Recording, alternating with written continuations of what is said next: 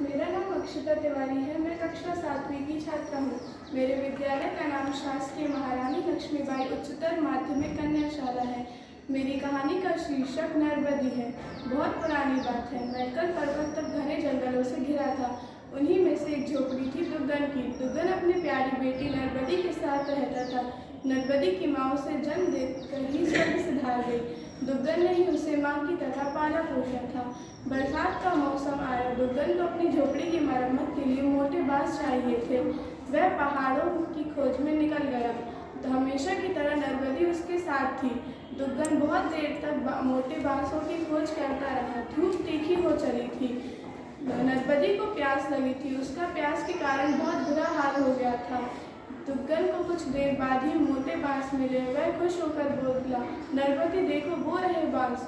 नर्मदी मुस्कुराने की कोशिश की, लेकिन वह बहुत बुरी तरह थक चुकी थी।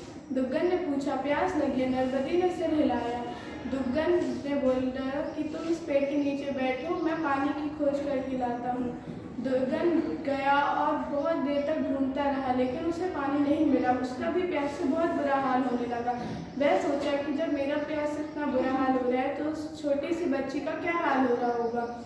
उसने प्रार्थना की, हे बड़े देव, मेरी बेटी की रक्षा करना, वो बिना माँ की है।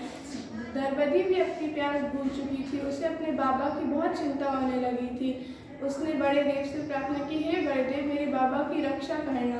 कुछ देर बाद दुग्गन वहाँ लौटा तो वहाँ नर्मदी नहीं थी। दुग्गन रोने लगा और चिल्लाने लगा, नर्मदी नर्मदी। नर्मदी झरना बन चुकी थी। नर्मदी ने बोला कि बाबा, जो झरने की आवाज़ आपको सुनाई दे रही है वो मैं ही हूँ।